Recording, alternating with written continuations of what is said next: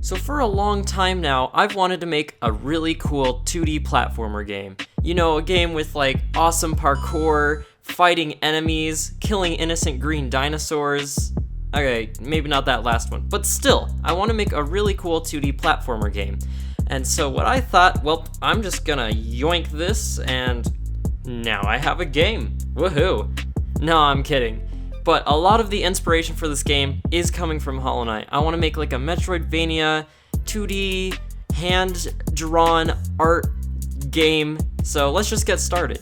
Also, one more quick note, I should probably explain this a bit more. The player is going to play as a character who is wearing a cloak, and all the other characters, some other characters will be wearing cloaks. I'm gonna be very vague about this because I don't want to give away too much of the story, but I have a whole story planned out. Basically, main character, I'm gonna probably call her Rose. She wears a cloak, and she's doing stuff. Again, I'm gonna be very vague about the story, but cool stuff is gonna happen.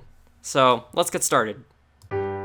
Every great game starts with music, and so that's what I started with. I mean, I don't know if every great game starts with music, but I started with music, so yeah. Anyways, I began designing some sheet music in a program called MuseScore, and this is a really nifty program because it's really easy to input notes, adjust the tempo, and make really cool sounding piano pieces without actually having to be good at playing piano, which, I mean, is awesome because have you heard me play piano?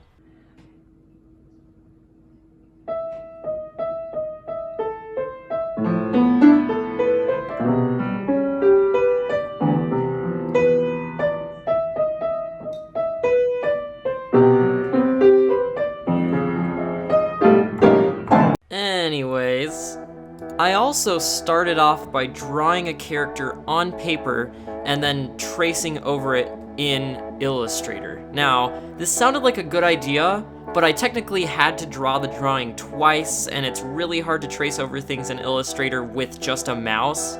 So I did it, but this would not be very sustainable.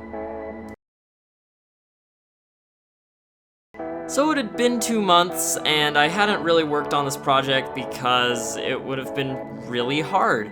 But we got an iPad and an Apple Pencil for Christmas. And so using that, you can draw digitally instead of on paper and then trying to copy it across. So I tried drawing on iPad, and immediately I was like, oh yes, this is it. This is awesome. Because it's so much easier to export files and so much easier to draw, and you can do shadows really well. I'm like, oh my goodness, it's awesome. So with this newfound power that I had, I designed amazing art masterpieces. Or maybe not masterpieces, but hey, take a look at this, it looks pretty cool. The only problem with this artwork is that it was all together, and what I wanted to do was some kind of parallax effect, where, you know, the background moves slower than the foreground stuff does, and I also wanted to blur things to give it, like, a depth feel, and so having it all together on one artwork wasn't good, so I separated out into a bunch of different pieces, and from there I was able to put those into Photoshop and then put them into my game. A game also isn't complete without a character, because I mean, like, you can't play Mario without Mario, like, you're just staring at a screen, nah. So I put in the character that I designed in Illustrator as just a placeholder, because now with the iPad I could draw more stuff. But with this placeholder, I designed a movement script.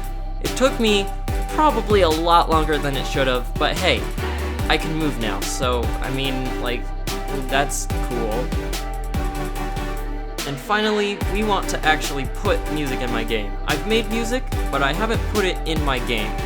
I'm also lazy, but luckily, I have another game where I already have a music script, so I'm just gonna yoink that and just pop it in my game, and bam, we have music. Wait, that doesn't sound right.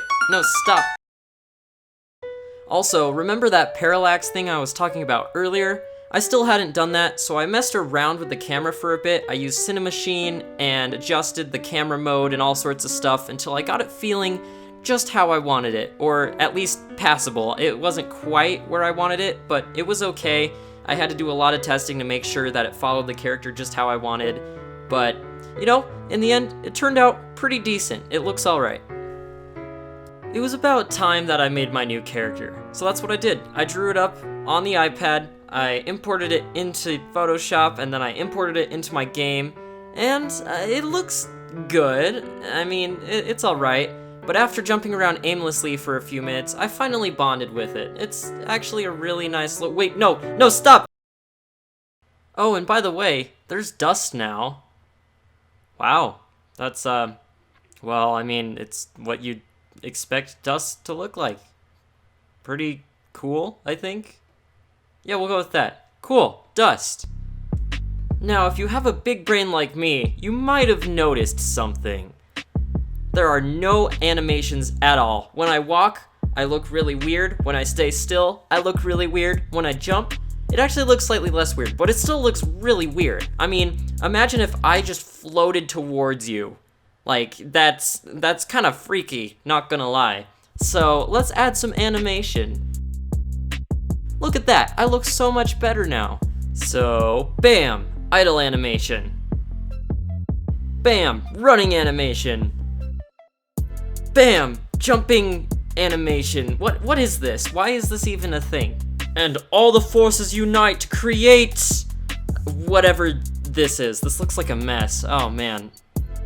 Also, another interesting thing to point out is in real life, you can jump as high as you want. Well, I mean, not necessarily. You'll hit a limit, but if you want to jump a tiny bit, you're gonna jump a tiny bit. If you want to jump a lot bit, you will jump a lot bit. And in my game, you can't do that quite yet. And I think being able to control your jump is actually a really great is actually a really great way to increase the responsiveness and like the good feel of your game, the responsive feel of your game. And so I added that. It was actually pretty simple. Originally I was using a force for my jumping, but now I'm using an impulse force that just keeps going over time until it hits a limit and then it will fall back down, or until you stop pressing the spacebar. And it looks great and surprisingly feels so much more responsive. Like literally, this is a pretty easy change and it will make your game feel way more responsive. I highly recommend it unless if it's not what you're going for. It's cool.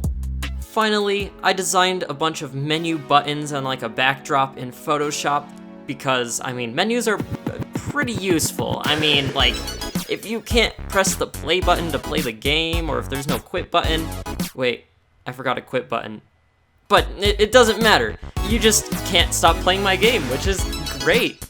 But now with this play button, you can actually play the game along with options, which I haven't even done yet. So it's a menu, but it kind of doesn't work. I also added some of those dust particles because, you know, they look really cool. And I also added transitions between scenes. Now this is super useful because it gets music playing at the right time, and it also just makes the transition really smooth. If you just cut to the next scene, it's not gonna look really great, but with a nice, simple, like, black fade-in, it looks much better. And so that's what I did. I've now got a working menu, working transitions that I can probably use for the rest of the game, which is nice. And that's pretty much where my game's at right now.